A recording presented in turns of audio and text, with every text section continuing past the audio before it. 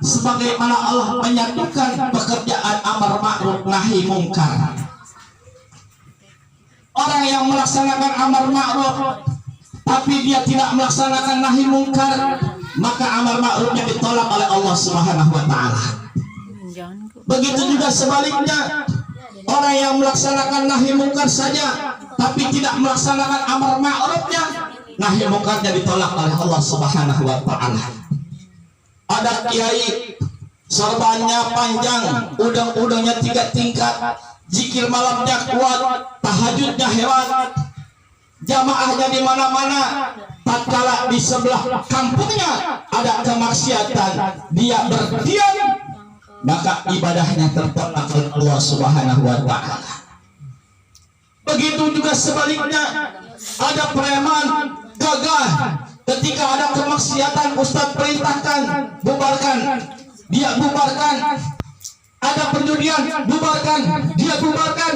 Ketika diperintahkan untuk sholat, dia tidak laksanakan, paha nahi mungkarnya juga tidak diterima oleh Allah Subhanahu wa taala. Maka kesatuan daripada amar ma'ruf nahi mungkar ini tidak bisa dipisahkan. Orang yang beriman dan beramal soleh ketika melaksanakan sholat, melihat kemaksiatan, maka kemaksiatan itu pun harus diberantasnya.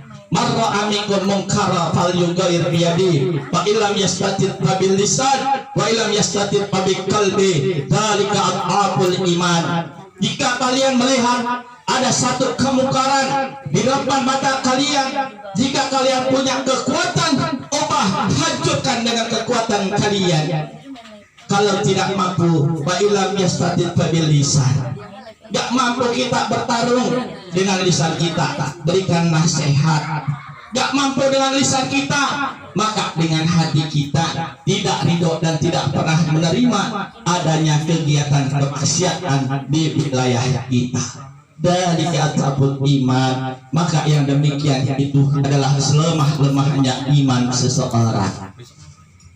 Maka hadirin jemaah rahimakumullah, kalau kita mau selamat menjadi orang yang beriman, maka kita harus wa'amilus sholihat, mengerjakan amal soleh, melaksanakan perintah Allah dan menjauhkan larangan Allah, sehingga kita masuk di dalam golongan orang-orang yang bertakwa. Allah ridha kepada kita, maka Allah ketika ridha kepada kita, meninggalnya kita di dalam ridha Allah, wajib masuk ke dalam surga Allah Subhanahu wa taala. Amin ya rabbal alamin.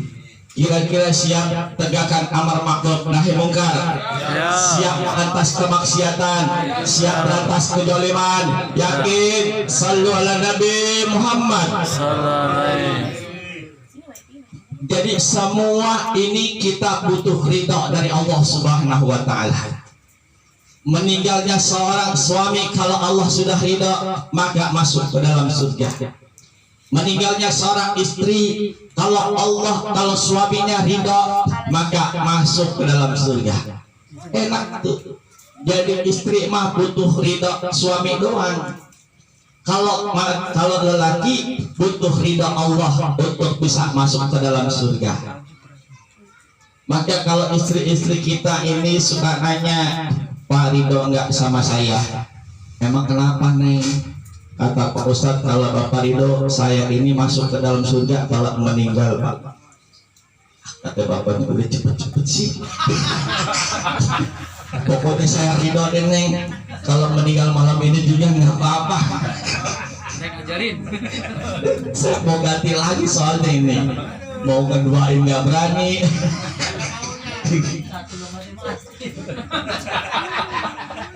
Jadi ridho suami itu ketika istri mendapat ridho dari suami, maka menjadinya istri masuk ke dalam surga. Maka yang berat adalah suami. Kalau kita mencari ridho Allah ini berat.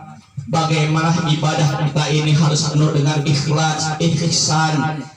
Setiap ibadah yang kita lakukan ini harus lillahi ta'ala, jangan lil amwafihim. Karena sebagian ada orang ibadah ini lil amwafihim atau lil popularitasin, pengen ibadah karena ingin populer. Nih nanti nih nongol nih 2024. Biasa nggak ke masjid, 2024 ke masjid. Itu benar Bapak ke masjid. Insya Allah Pak 2024 saya mau nyalek. Wah, sholatnya kalau mau nyalek, bantu masjid kalau mau nyalek, ibadah kalau mau nyalek. Kira-kira yang begitu dipilih jangan. Itu tanda-tandanya caleg munafik. Jangan dipilih. Kalau kita mau pilih, lihat kehidupan sehari-harinya. Oh, orang ini tiap harinya ibadah. Oh, orang ini tiap harinya sedekah. Kalau masuk 2024 dia nyalek, oh sudah biasa dia ibadah, sudah biasa dia sedekah. Tapi kalau nggak pernah sholat, nggak pernah sedekah, tiba-tiba mau nyalek dia sedekah, dia ibadah, berarti tanda-tanda 2024 sudah dekat. Hadirin jamiah rahimakumullah, wa amilus solihati wa tawassaw bil haq. Dan juga kita diperintahkan untuk nasihat menasihati di dalam kebaikan, nasihat menasihati wa tawassaw bis sabr, dan nasihat menasihati di dalam kesabaran. Jadi